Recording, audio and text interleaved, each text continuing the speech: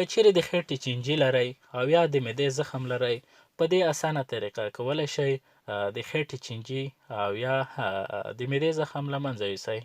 مخکې له دې چې دا طریقه تاسو ته وښیم، یوه وړه غوندې یادونه کوو: که تر اوسه مو زموږ د یوټیوب چینل نه وي سبسکرایب، د ویډیو لاندې سور دا د سبسکرایب نشان ووهئ، بیا په بیل بټن باندې کلیک وکړئ، بیا په آل باندې کلیک وکړئ، تر څو زموږ هره تازه نوې ویډیو تر ټولو اول تاسو ته در ورسیږي، ځکه موږ همدې ته ورته هر وخت ښایسته ویډیوګانې د تاسو لپاره د ستاسو په خدمت کې جوړوو، تر څو هغه میس نشي، تاسو ته په خپل وخت در ورسیږي.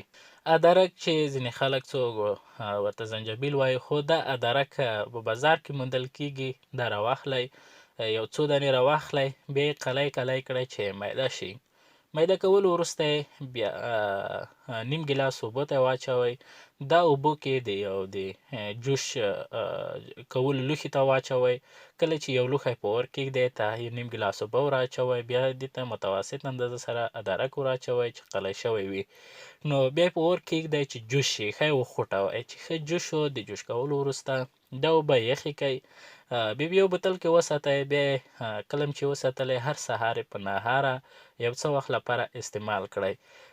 یعنې دا اوبه یو نیم ګیلاس هره ورځ استعمالوئ. د نیم ګیلاس باید د ورځې استعمال کړئ، تر هغه وخته دوام ورکړئ تر څو د معدې زخم ښه شي او یا د خټې چینجي مو له منځه لاړ شي.